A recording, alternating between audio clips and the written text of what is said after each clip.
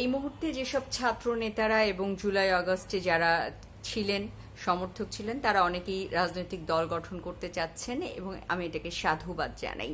তবে এই রাজনৈতিক দল গঠন করতে যে আপনারা যে ঘোষণাপত্রের কথা বলছেন, আজকেই প্রেস সচিব বলেছেন যে আজ অর্থাৎ 5 ফেব্রুয়ারি প্রেস সচিব বলেছেন যে ঘোষণাপত্র অনুযায়ী নির্বাচন হবে।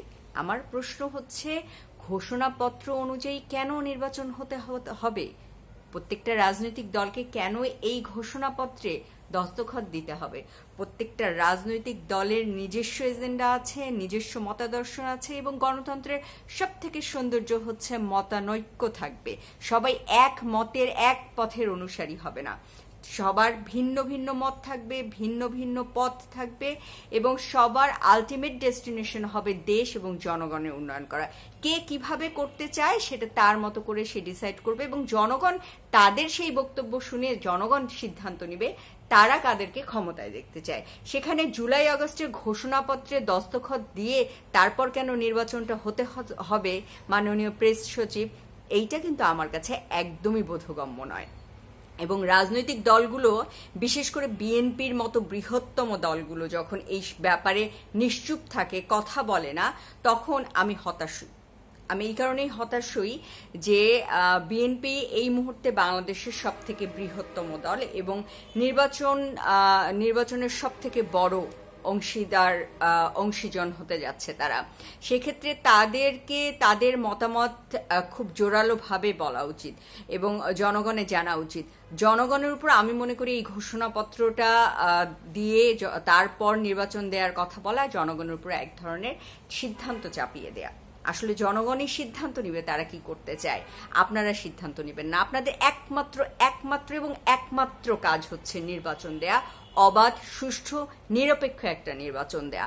আপনারা বিগত সরকারের মতো 15 বছর থাকার জন্য আসেন নাই। আপনারা যদি এই স্বপ্ন দেখে থাকেন, আমি বলবো এটা দিবা স্বপ্ন দেখছেন আপনারা। আপনারা যদি মনে করে থাকেন যে বিগত সরকারের মতো এই অন্তর্বর্তীকালীন সরকার ফেল করলো, তাহলে আপনারা একটা জাতীয় সরকার গঠন করবেন, জাতীয় সরকার ফেল করলে দেশে জরুরি অবস্থা তৈরি হবে, কোনো না কোনো মেকানিজমে আপনারা থেকে যাবেন, তারপর দল গঠন করবেন, সেই দলটা যাতে নির্বাচনে ভালো করে। তাহলে রাতের ভোট করেন, আপনারা আবার রাতের ভোট করেন।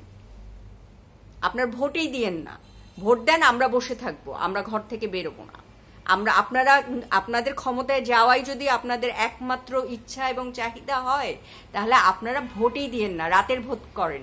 ব্যালট পেপার ছাপেন আর সিল দেন, দিয়ে বাক্সে ভরে আপনারা পরের দিন প্রেস নোট দিয়ে দেন যে বাংলাদেশে নির্বাচন হয়েছে এবং এই নির্বাচনে এরা ক্ষমতায় এসছে। আপনাদের যদি উদ্দেশ্য এটাই হয় তাহলে এটাই করেন। এই ঘোষণাপত্র, সংস্কার, এইসবের মূলা বাংলাদেশের জনগণের সামনে তুলে ধরবেন না। বাংলাদেশের জনগণ অনেকটা পথ পাড়ি দিচ্ছে এবং প্রত্যেকটাই রক্তাক্ত পথ পাড়ি দিচ্ছে বাংলাদেশের জনগণ। বাংলাদেশের জনগণের সাথে খেলাধুলার ফলাফল কখনো ভালো হয় নাই, কখনো হবেও না। আজকে আপনারা যাদের পৃষ্ঠপোষকতা এইসব কাজ করছেন, আপনাদেরকে এইটা কিন্তু বুমেরাং হয়েও ফিরে আসতে পারে, সেটাও ভাবতে হবে। আপনারা যাদেরকে ফেসিস্ট বলে তাড়িয়েছেন, আপনাদেরকে আরেকজন ফেসিস্ট বলে এসে তাড়িয়ে দিতে পারে। সুতরাং ভেবে চিন্তে কাজ করতে হবে। আপনাদের অন্যতম কাজ হচ্ছে নির্বাচন দেয়া এবং সেই নির্বাচন যত দ্রুত দেবেন, দেশের আইন শৃঙ্খলা পরিস্থিতি তত সুন্দর হবে, দেশ তত দ্রুত একটা স্বাভাবিক পরিস্থিতির মধ্যে দিয়ে আসবে। আমার অন্তর্বর্তীকালীন সরকারের কাছে, বিশেষ করে ডক্টর মোহাম্মদ ইউনূসের কাছে উদাত্ত আহ্বান থাকবে, যত দ্রুত সম্ভব নির্বাচন দেন। আশা করি আপনারা আজকের ঘটনায় বুঝতে পেরেছেন যে দেশে আইন শৃঙ্খলা পরিস্থিতি নিয়ন্ত্রণ করা আপনাদের দ্বারা সম্ভব হচ্ছে না। তো আজকের মতো এতটুকুই এবং বিএনপির কাছে আমার প্রত্যাশা থাকবে যে বিএনপি চুপ থাকার নীতি অবলম্বন না করে বিএনপি কথা বলা শুরু করবে।